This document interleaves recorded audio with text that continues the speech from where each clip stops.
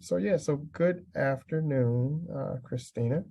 Thank you for taking a few moments to speak with me today, and really help highlight the importance of Civic Health Month. Yeah, thank you, Brian. Really happy to be here and have this conversation with you today. Thank you. So just before we jump into that, I'm just wondering, what is Vot-ER? How can you describe that for our community? Sure. So Vot-ER is a nonprofit, nonpartisan organization that integrates voter registration into the healthcare delivery system. We were founded on a core belief that empowered voices and full participation in the democratic process leads to positive health outcomes. How is that advantageous for Civic Health Month? What is Civic Health Month?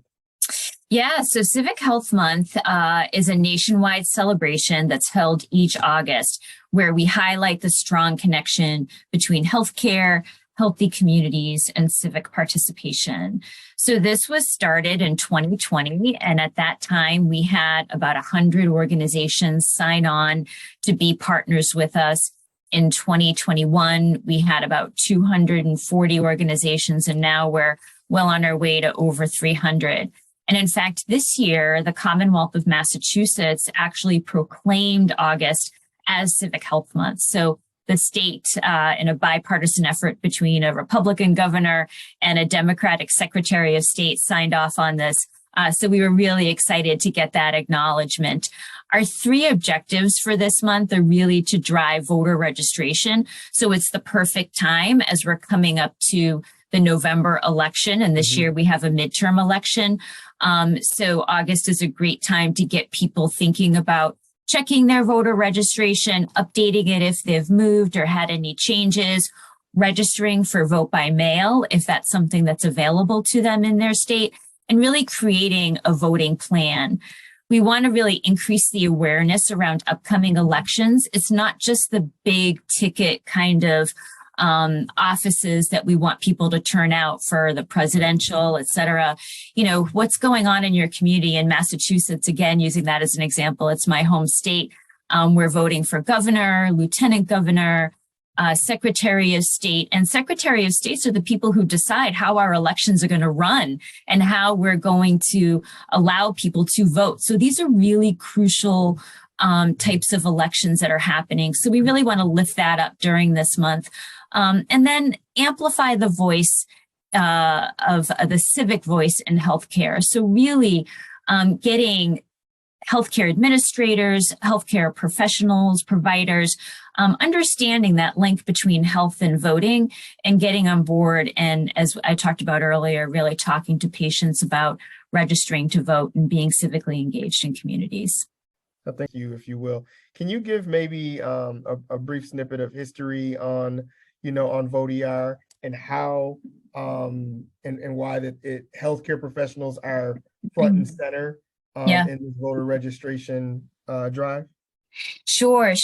So Vot-ER was founded back in 2019, just before the pandemic, by Dr. Alistair Martin at an emergency room in Boston, Massachusetts, at Massachusetts General Hospital. And what Dr. Martin was seeing are patients coming to the emergency room, not just because they were sick or injured or had an acute medical situation going on, but also because they may be unhoused or they were hungry and needed food, or having symptoms because they were rationing their medication because they couldn't afford the copays. So these were things that were related to the social determinants of health. Kind of the other things like food, housing, the expense of your medication, water, all those kinds of things that impact health that may not be something that you can necessarily, see by taking a temperature, et cetera. So he was really inspired by interacting with a social worker on trying to plan for a patient who was unhoused and a mother who had arrived in the emergency room with her children, and how to get her into transitional housing. Massachusetts is a right to housing state, but you have to ironically prove that you're a resident of Massachusetts in order to get into housing. So the social worker, this was a woman who had moved here from another state and was in a difficult situation and had fled a violent situation. So the social worker said, well, one way we can help her establish residency is to register her to vote. So Dr. Martin went back to the patient and said, are you registered to vote? And she said, no one has ever asked me that. So there are 51 million people in this country who are not registered to vote. And most likely no one has ever asked them to register to vote. So as healthcare providers, because we're interacting with patients so much, I'm a social worker, so I count myself as a healthcare professional. In our interactions, we can really bring that question to people and help them feel more empowered, help them get engaged with their communities. And that's really what the basis of Vot-ER was to address those social determinants of health kind of upstream and get more folks at the table by voting and, having elected officials hear their voices. Anything that you would like to add or leave us with in terms of, connecting with Vot-ER? How do we get lanyards or posters or things like that for facilities? Our regular, residents, non-healthcare professionals, do they have opportunity to do any of that? Yeah, it's funny that you asked that, Brian. We had a session with some of our community health centers last week, and someone said that a patient actually was so excited about being asked to register to vote.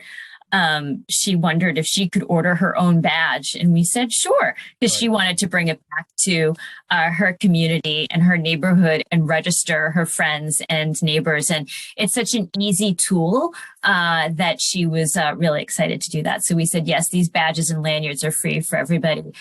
So certainly folks can go ahead and visit our website. It's vot-er.org.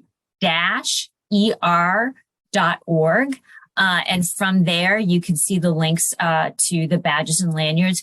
We also offer scripts. So if you're unsure about how to start a conversation with somebody, how to actually bring it up, we offer those scripts for folks. So if you want to practice with your colleagues as well as how to integrate it into an interaction with a colleague or patient, certainly we offer that as well. There's a lot of resources there, and they're available to anybody who goes onto our website. Thank you. Thank you very much, Kristina, for your time and leading these efforts. And looking forward to seeing what numbers look like Yes. after the campaign ends here August 31st. But again, that doesn't mean to stop getting registered because the fight continues. Yes. So in September, we have National Voter Registration Day on September 20th. And I believe October 28th is National Vote Early Day. So there's a whole string of civic holidays that actually Civic Health Month in August kicks off. So we're at the beginning of our Christmas season in a way, and we're starting to shop and, get all the presents wrapped. So, election season for those of us who really enjoy politics. This is our Christmas, right? That's fantastic. Thank you so much. Great. Thank you.